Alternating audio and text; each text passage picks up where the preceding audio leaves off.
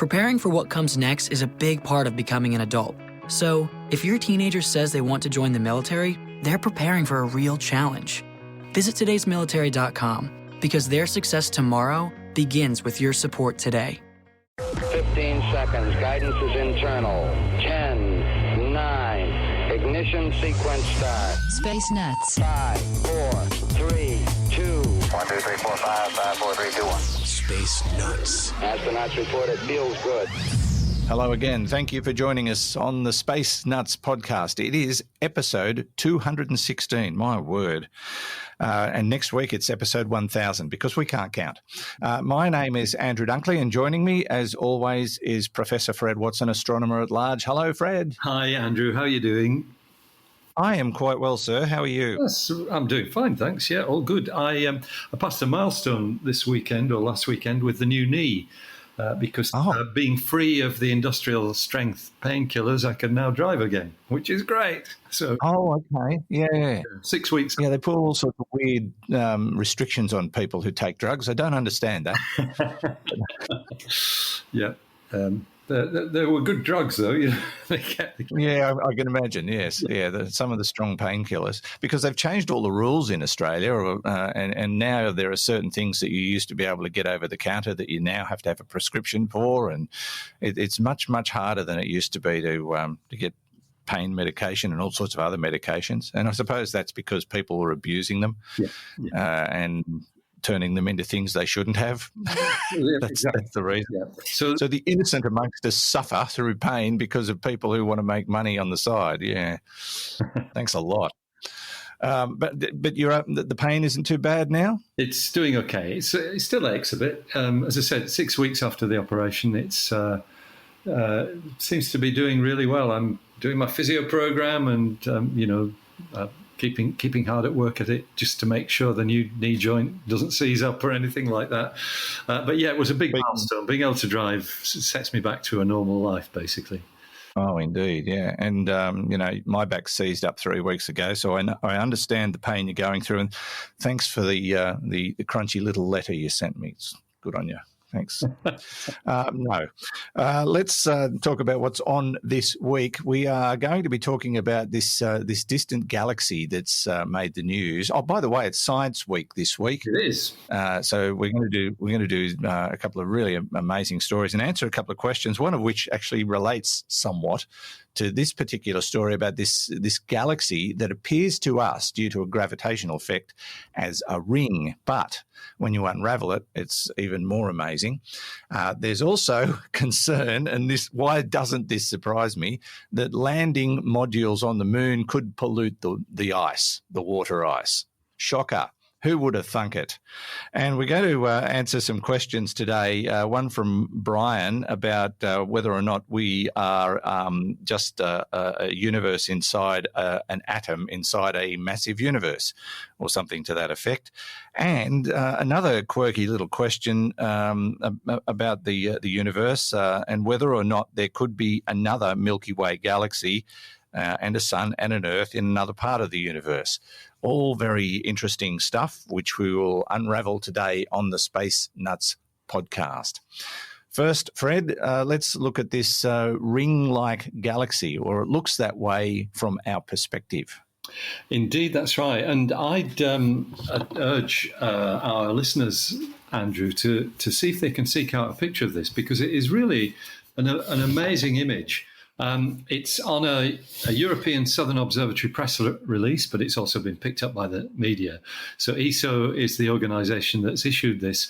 And it is data from the ALMA array, the Atacama Large Millimeter Array in Chile, which is partly operated, not completely, but partly operated by ESO, the European Southern Observatory. So the headline for their press release is ALMA sees most distant Milky Way lookalike. And if you can kind of do a search on that, you probably find it, because the image is extraordinary. It is almost a perfect ring. And it's like that because of an effect called gravitational lensing, which you and I have talked about before. But this is a very special situation in that effect, in that what you've got is a galaxy, a distant galaxy, which is exactly in line with a very much more distant galaxy. Basically 3 galaxies in a straight line, because we're in one as well. So from our vantage point, we see a galaxy which is in front of a more distant one. And you might think, well, that just, the nearer one will block out the light of the far one. But it doesn't, of course, because of the gravitational effect of the nearer galaxy. It distorts the space around it. It makes that space behave like a lens. In fact, it makes that space behave like a gigantic telescope, because you effectively magnify the distant galaxy beyond, and certainly increase the light intensity of it. But of course, it also distorts it. But the particular case of distortion that you see here is what Einstein predicted in, I think it was 1936, if I remember rightly. He predicted that in a situation where you get 2 bodies exactly line up, the further body would look like a ring. It would be distorted into a ring, and that's why it's called an Einstein ring. He didn't believe we'd ever see these things, but in the 1970s, we started picking them up. This is a really stunning example of an Einstein ring. But what is, I think, even more stunning is that given the computational power that we have today and the algorithms that are used for essentially reducing the data, scientists are able to look at that ring, look at the structure in it, and anybody who's looking at the picture will see that it's got knobbly bits in it. It's not just a perfectly uniform ring. It's got variations in intensity around its circumference. But with modern computational facilities, you can take that ring and you can basically say, okay, we know what the effect of the gravitational lens was. Let's basically turn the ring into what it would have looked like if we could see this galaxy directly. And in fact, on the ESO press release, there is a rather nice video that shows that process taking place, where you go from a ring to a galaxy by, essentially it's something called deconvolution. You deconvolve it to turn it into the original galaxy itself. And then that's where the story really starts, because it turns out that this galaxy, which is 12 billion light years away, so its light has taken, almost the full age of the universe to get here. It's rather like the Milky Way, which is a surprise. The resemblance to the Milky Way is that this galaxy has a disk, and it also has a bright nucleus, a bright core to it, which our galaxy has too.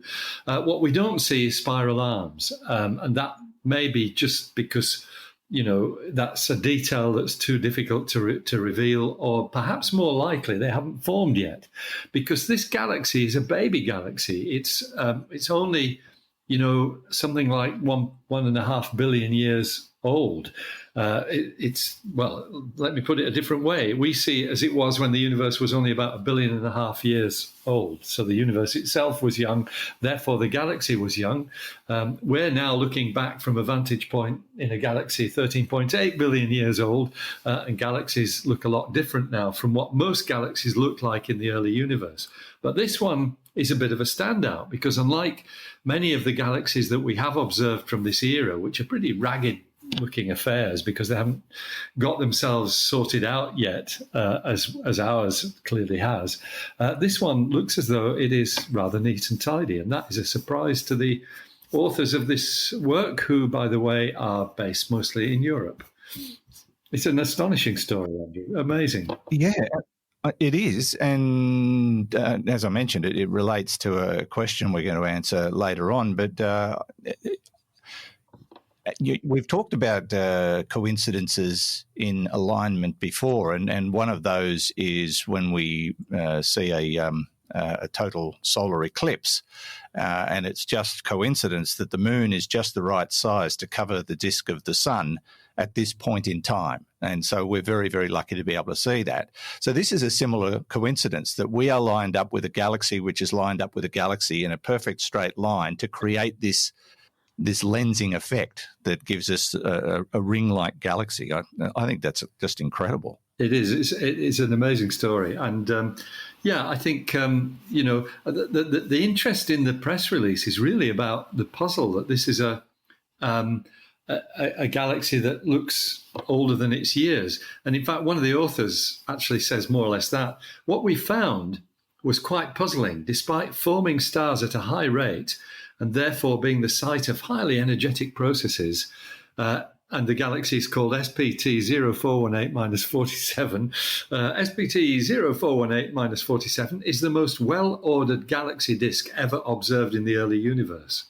The result is quite unexpected and has important implications for how we think galaxies evolve. So remarkable stuff. Yeah, it's an extraordinary story. But I just So by studying this one, we could learn a lot about ourselves and where we are in the universe. Maybe that's right, yes, because we always thought that, well-ordered galaxies are a recent product of the universe. And when you look back in time, you see these scruffy ones that don't look at all well-ordered. This one is. Yeah, fantastic. All right. What I might do is get the image from the ESO website and get our producer, Hugh, to put it up as the photo attached to this week's episode so people can see it as we're talking about it. They've done a couple of variations of the image. Some give a really good example of what we're talking about. So I'll see what I can do there. But it's quite a. When was this one originally discovered? Do we know? Quite recently, I think. It's probably, so that usually there's a gap of 1 to 2 years between the observations and the paper being published. So I would guess within the last year or two. Yeah. Wow. Okay. Well, keep an eye out for that when you click play on our episode. You've probably already seen it and gone, what is that? Yeah. Well, now we've told you. You're listening to Space Nuts with Andrew Dunkley and Fred Watson. Now, let's take a little break and find out more about our sponsor, ExpressVPN, rated #1 by TechRadar. This is the one I use. I've been using it for a couple of years and I love it. When I joined ExpressVPN, they were brand new to the market, but I read a lot of reviews and did a lot of comparisons. And there was just something about their business model that I particularly liked. And a couple of years down the track, honestly, can't complain. Their interface is very easy to use. Their service is second to none. I've had to contact them a couple of times about certain things that I wanted to do, and they were brilliant. So you may be wondering why I do need a VPN at all. It's all about privacy. Do you really want big tech companies, governments, and others knowing what's going on with your online activity? Even if you're having nothing to hide, it just feels downright creepy. I think you'll agree, and governments are getting more and more interested in what you're doing every day. And so, protecting your privacy is what VPN is all about. And how often do you run across websites that you want to get information from only to find that they're geo-blocked? This is becoming an increasing problem, but ExpressVPN solves that problem for you. Now, if you go to our special URL, you'll see quite a list of things this service can help you with, things you may never have thought of before. As I say, it's the one I use, secure, fast, and it just works. So protect yourself online today and find out more about how to get 3 months free at tryexpressvpn.com/space. That's tryexpressvpn.com/space for 3 months free with a 1-year package. Try expressvpn.com/space to learn more, and you'll find the link details in the show notes and on our website. Now, back to the show. Roger, you're loud and clear here also. Space Nuts. Once again, would like to thank our patrons. We're getting a few patrons join us every week, and we appreciate your financial support of the Space Nuts podcast, which can cost you as little as you like.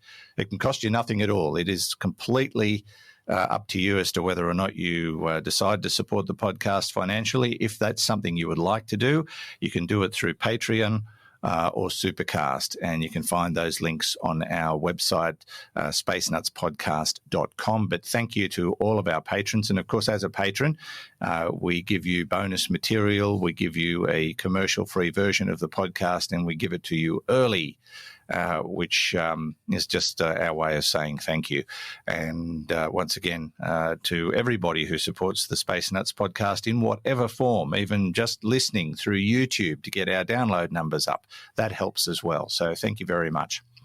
Now to our next story, Fred, and this one is not so positive in the astronomical world, that of landers on the moon polluting the water ice. How human of us to do such a thing. Yeah, it is, isn't it?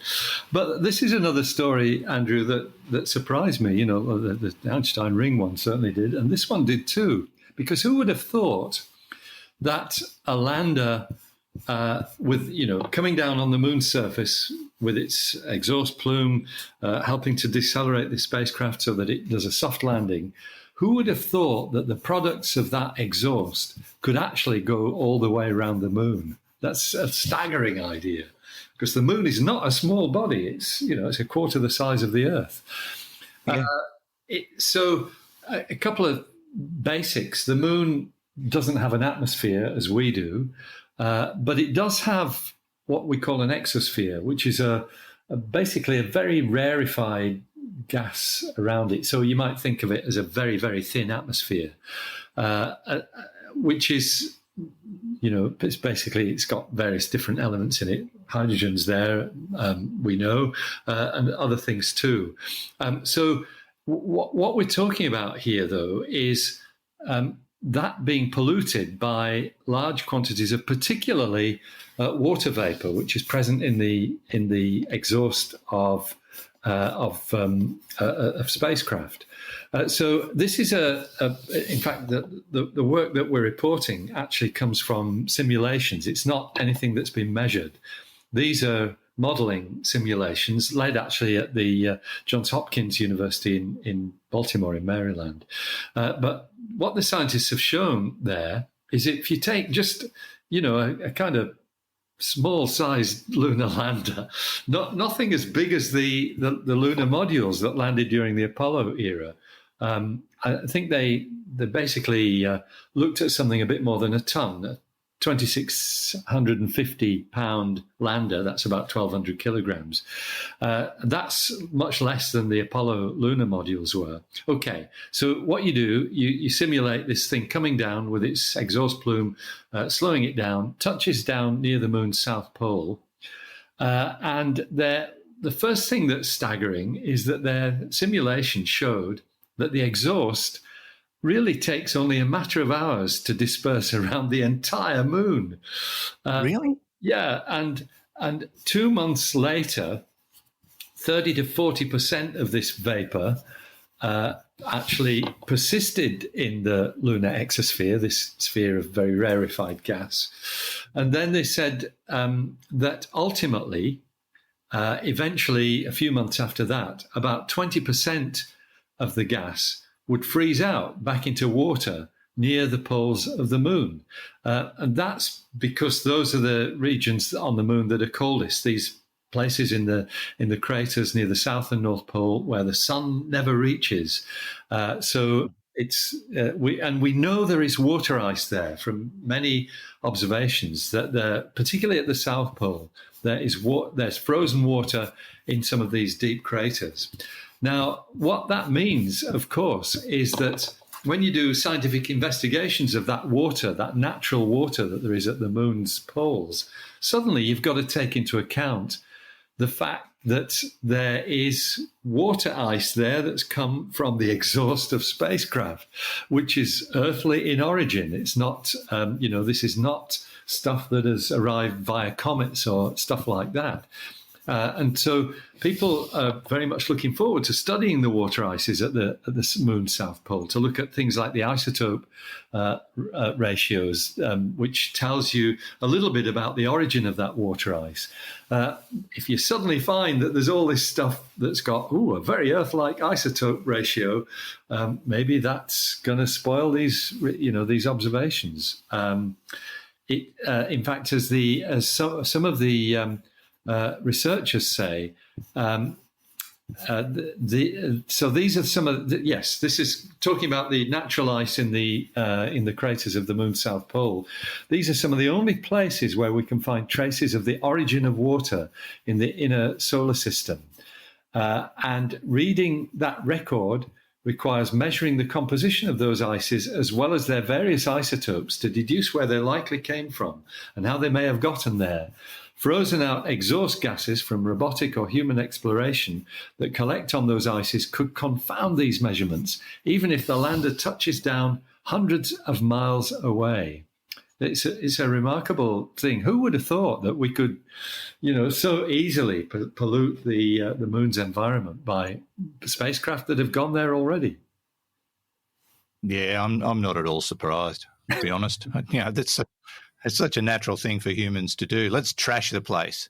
Well, we've smashed things up on it. We've driven around on it. We've left all our junk behind. Yeah. We've got a habit of doing these things. Yeah. But if I may, we know there's water on the moon. We know now there's water on the moon that we've put there through lunar exhaust.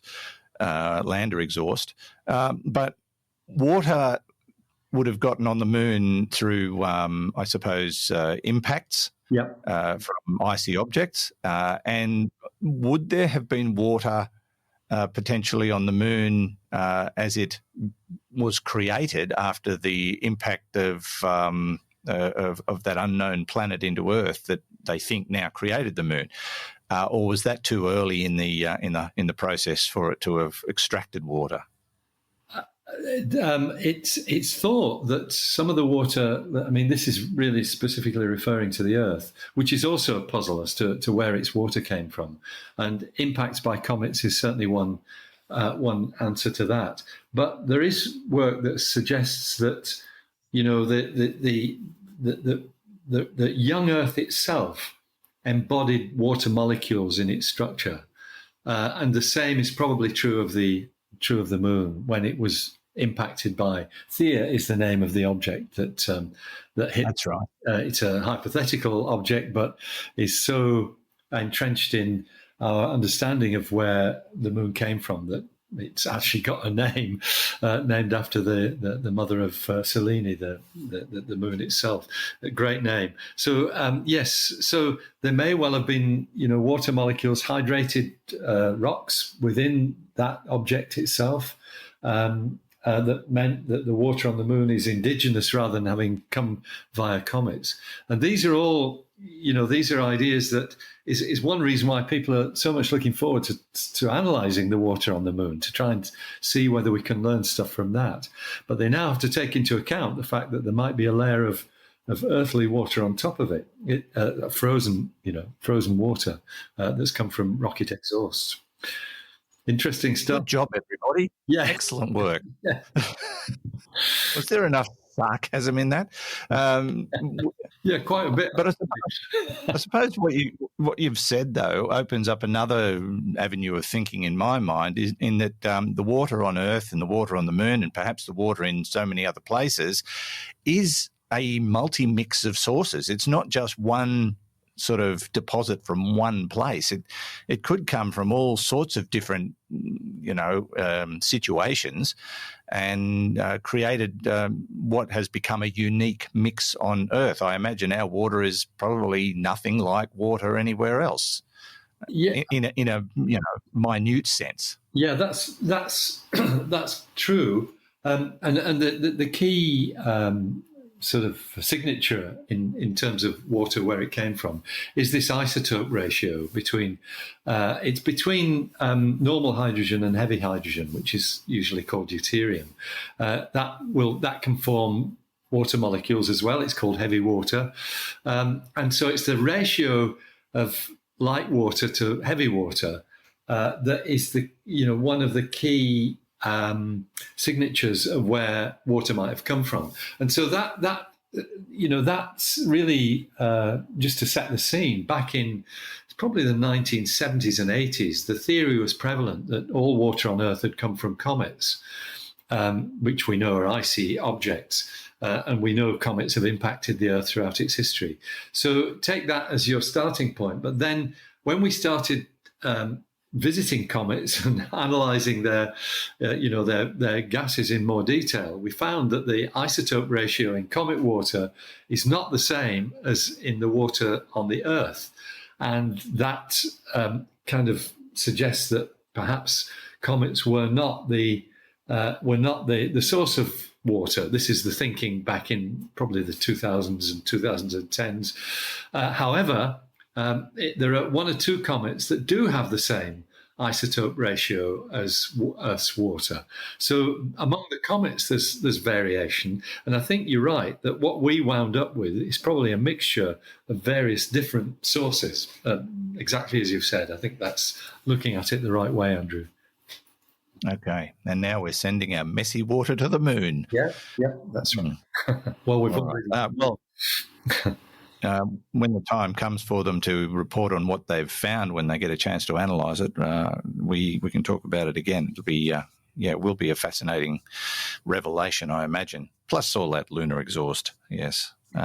You're listening to the Space Nuts podcast.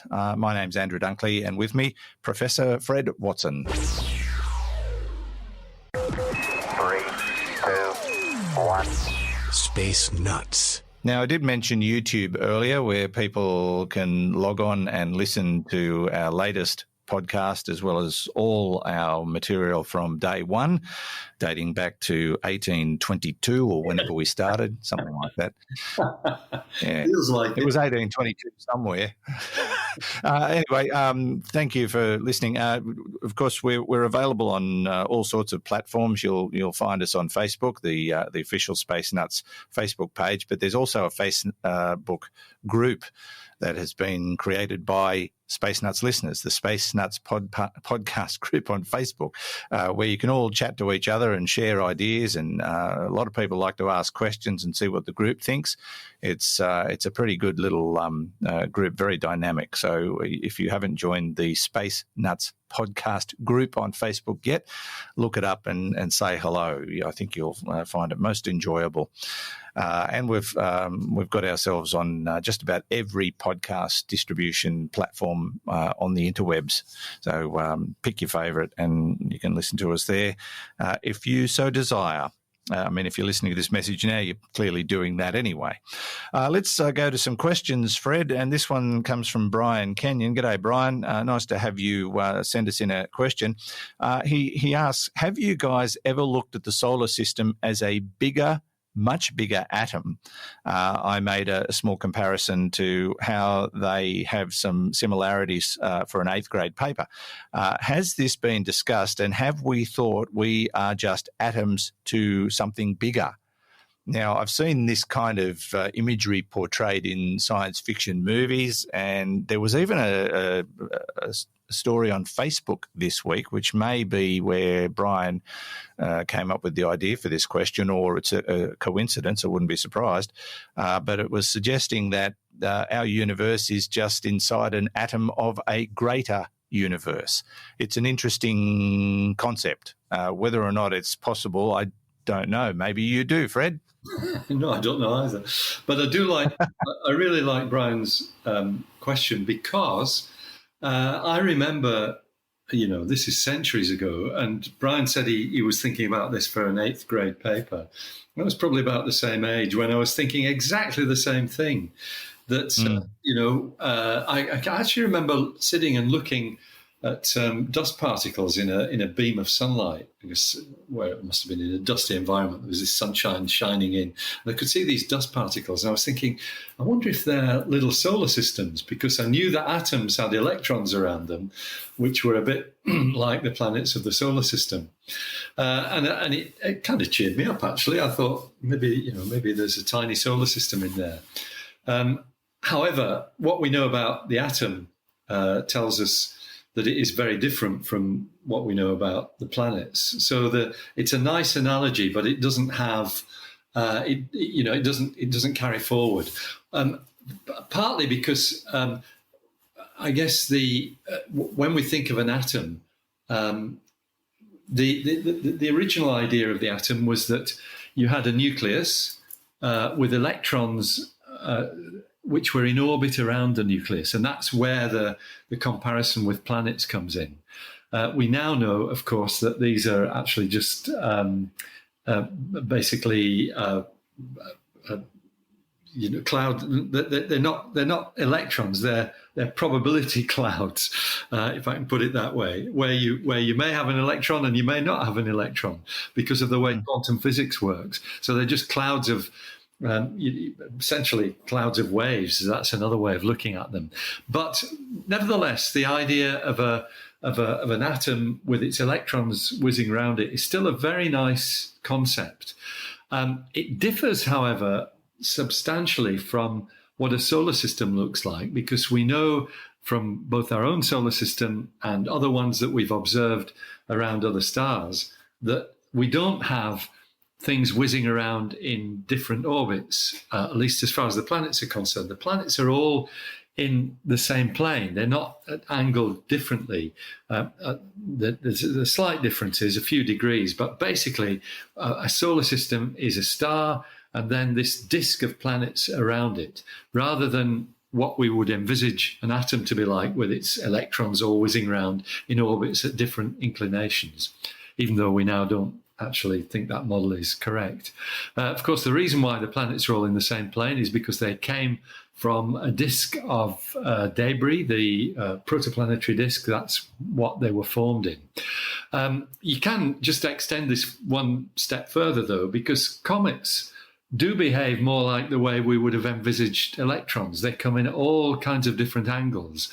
And and that's because we believe that comets actually come in from the Oort cloud, which is a shell of material, actually a spherical shell of material around the sun, which is really a leftover from the original cloud of debris in which the solar system was formed. So it's a nice comparison. So then you say, well, is the solar system a big atom in something bigger? And in a sense it is, because it's part of the galaxy. But it turns out that, the space between the solar systems making up our galaxy is probably even bigger than the space between the individual atoms making up solid objects on Earth. So it's an analogy, doesn't really carry any weight theoretically, but it is certainly a nice way to envisage the way the solar system fits into the bigger picture. It's a good question to ask, because I think we've all been there as kids. Me as a grown-up used to, I wondered if our world was just a universe under some giant's thumbnail. I mean, we've all had those kinds of thoughts, because, and the reason I suppose we think that is because we have so many unanswered questions about the universe, and there's so much about the physics and the science and the lack of knowledge that all mix up to create these theories. We all want answers, and we all let our imaginations run wild. And these things can become real in science fiction, but we're starting to kind of get a bit of a handle on it and realise certain things can't be.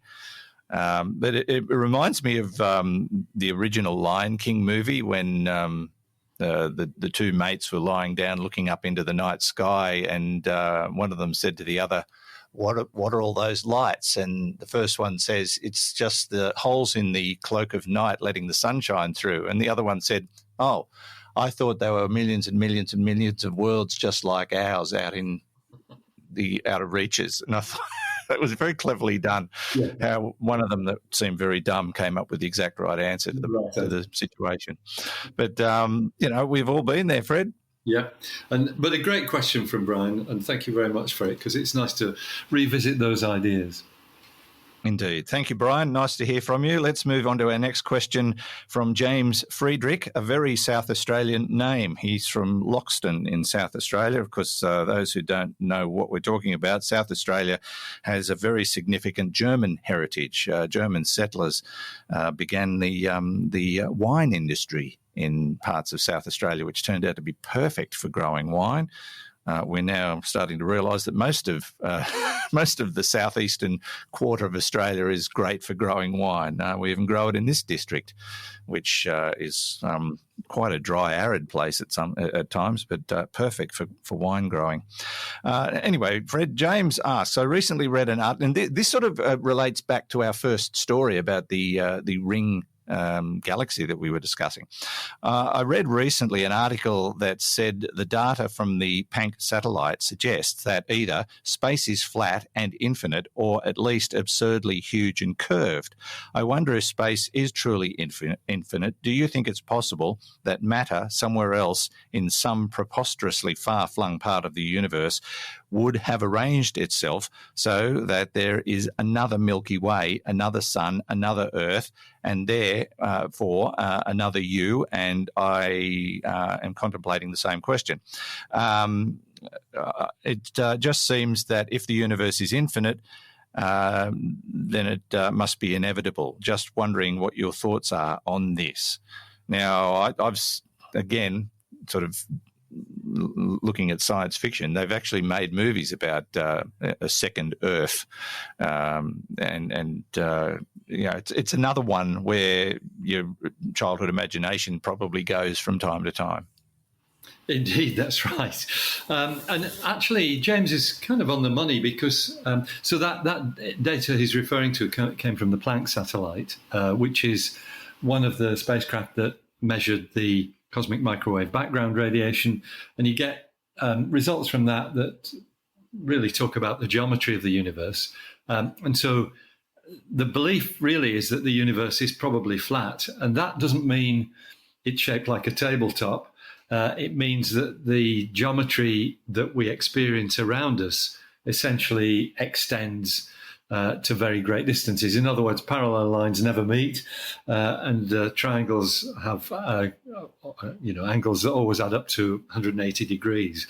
So it's normal geometry, and that's pretty well the view of most cosmologists, people who look at the history and evolution of the universe as a whole. And a consequence of that is that the universe is probably extremely large. And we really don't know what that means, because it is possible it may be infinite. We're not able to see an infinite universe because there are horizons beyond which we can't see. One of them is the cosmic microwave background radiation, the flash of the Big Bang, which is kind of like a wall of radiation, 13.8 billion light years away, that we are looking back 13.8 billion years that we can't see beyond. So we live in a bubble of the universe, this little bubble within which we can see, and beyond that, there's probably a lot more universe that might be infinite. I always think of it, imagine a beach ball or something like that floating around in a concert hall, and the concert hall might represent the universe. The beach ball is what we can see of it, the tiny part, and we're at the centre, of course. So even within the observable universe, we believe there are 2 trillion galaxies, and that is not just a guess. It comes from measurements made by the Hubble Space Telescope. 2 trillion galaxies, each of which might have 100 billion stars. So you're talking about around 2 to the power 23 stars. Now, we know that most stars have planets, so it does seem like a very large number of objects, even within the observable universe, let alone the infinite universe beyond it, if it is infinite. There's obviously a great reservoir of potential objects that might turn out to be like ourselves and might have, James and ourselves contemplating the same question, another Earth. We just don't know. It's a theory that certainly, or an idea that certainly has merit. You can't just dismiss that idea at all, and it's perfectly valid. Perhaps the argument on the other side comes from the astrobiologists, many of whom think that the step from single-celled organisms to multicellular life might be very, very rare, and therefore that intelligent life itself might be very rare. And that, but even then, when you weigh up the statistics, who knows? It all comes back to the Drake equation, of course, Andrew. Most of whose parameters we don't know. We do know that there are planets out there, which Frank Drake didn't know when he put the thing together back in the 60s. Still,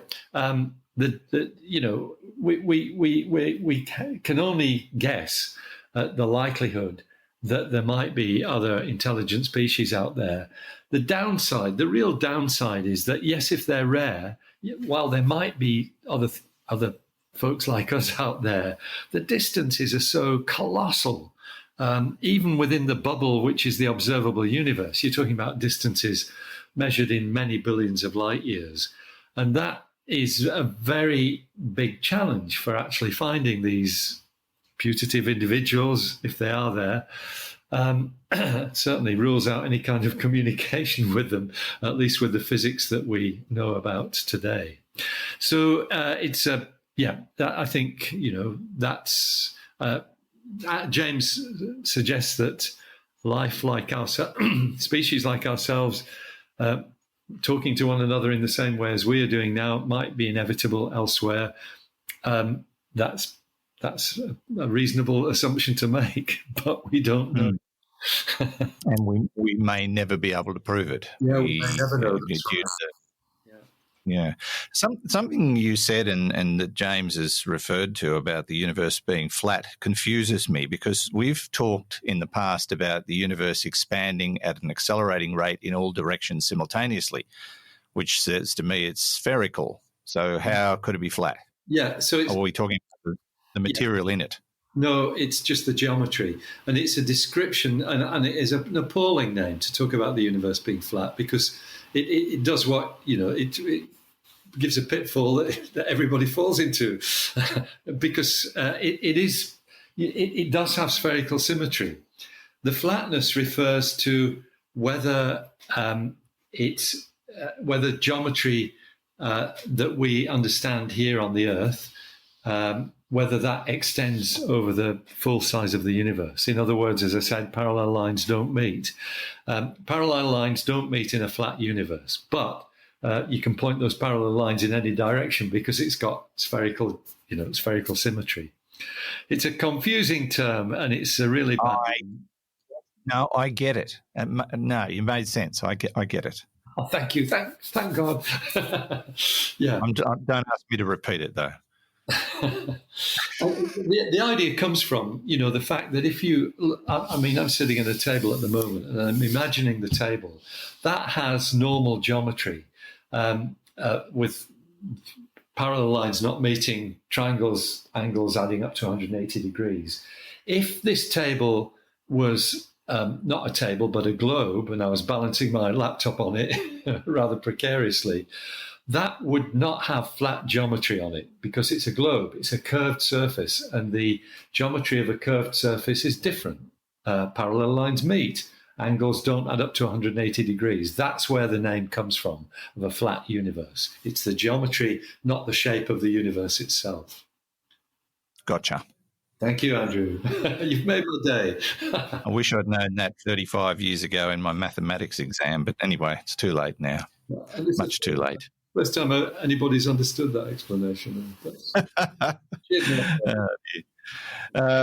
All right. Thank you very much, James. Great question. Gave us a lot to think about. And also hello to the other James from Loxton, South Australia, in the other Earth at the other end of the universe. Thank you, too, for asking the question.